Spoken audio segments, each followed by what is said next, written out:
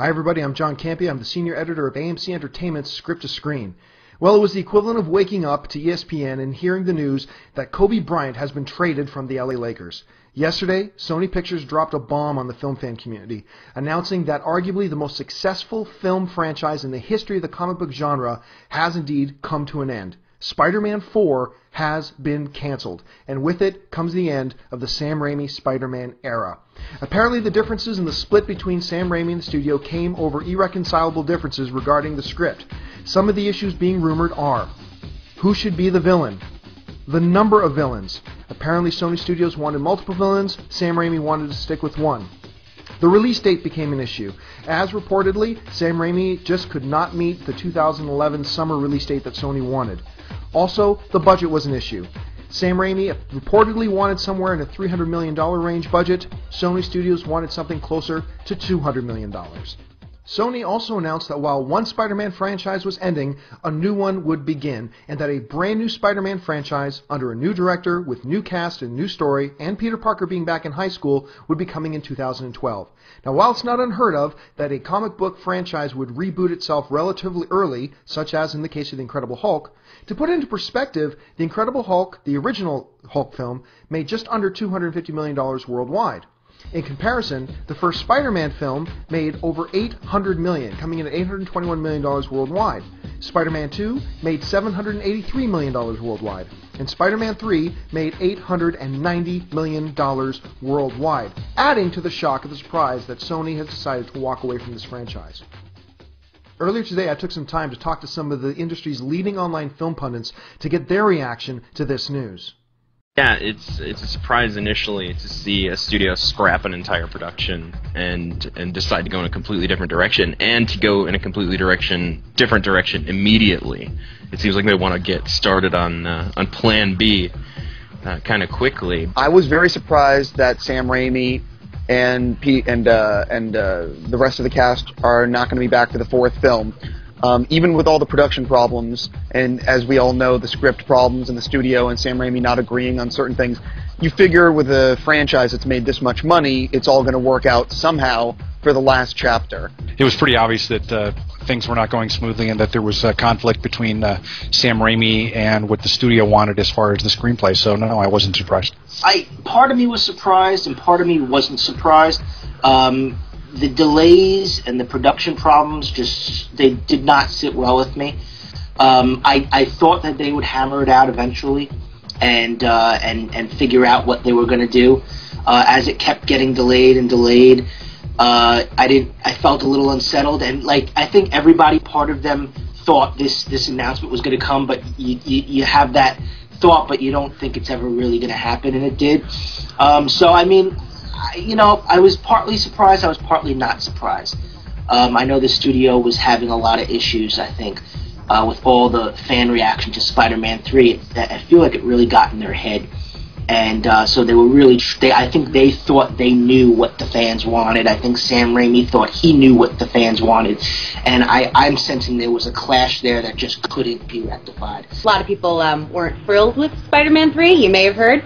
I personally, I hated Spider-Man 3. That might be one of the interesting things in this entire situation, is if I feel like there was some sort of urgency for Raimi to kind of answer for what went wrong with Spider-Man 3. I was a little surprised that they want to reboot it so quickly.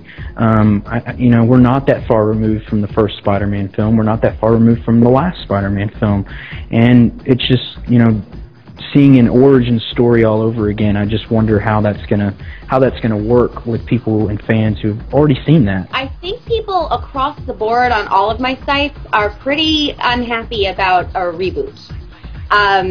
It's been done. It wasn't done that long ago, and honestly, I think people are getting tired of everything getting remade 10 years after they did it the first time. And look at the Hulk. The Hulk. How many years between those two? I don't know. I think across the board fans are pretty unhappy with the relaunch. My only concern is that they're going to redo the origin story. I think they need to do maybe what they did with the second Hulk movie, and if they want to do it in the opening credits, and let's just go into the story with him as Spider-Man already, and just get on with it. And the fact is, no one needs to see this origin again. We're talking mid-American people who don't like comic books know the story of Peter Parker. We don't need, but Vic that's an excellent point, by the way. If they handle it where, as you just said, 90 seconds in, we already know the origin, it's told very quickly, and maybe he's a senior in high school and he's dealing with being Spider-Man and going into the city and fighting crime, and there's ways of taking it.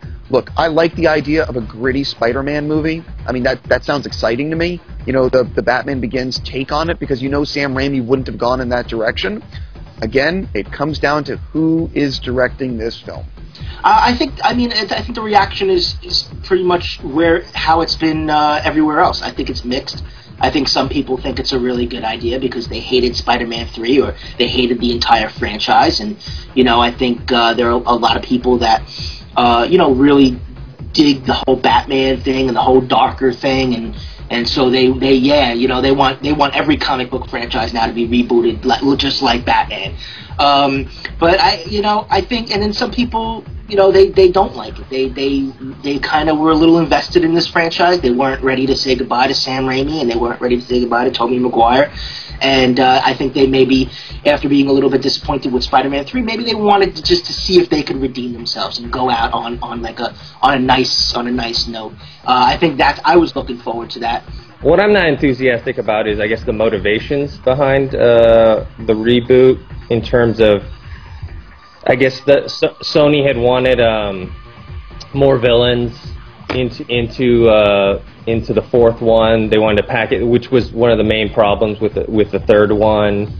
I know part of the reason they want to get this done quickly is because they want to keep retaining the rights to Spider-Man, so that they don't default back to Marvel/Disney now. This is a massive franchise that they want to reboot, essentially. The other thing is the rights that they own are from Marvel, and if they don't move the property forward, I believe there's obviously some sort of contracts that they have to start moving forward or filming or whatever the thing is in the contract for them to keep the rights.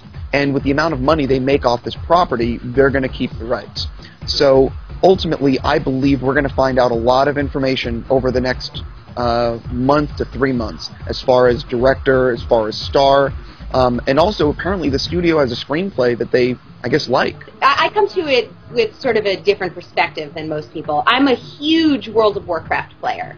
And when I heard the announcement that Raimi was doing World of Warcraft, I was pretty thrilled, because I had just seen Drag Me to Hell, and I cover BlizzCon, and I'm kind of excited that it's not happening. Not happy about the reboot, although really I'm willing to give anything a try. I think it's a good idea. I think that, in my mind, I'm an older guy and I've read Spider-Man for years, even though it's not my favorite comic, but I've always pictured Spider-Man as a younger character, and by the time that they got around to shooting Spider-Man 4, Maguire would be 36. It could be a very good thing. I didn't like Spider-Man 3 at all. I loved Spider-Man 2. Spider-Man 1 was, a decent setup, and I'm interested to see. Personally, I'd like to see them take it in a different direction.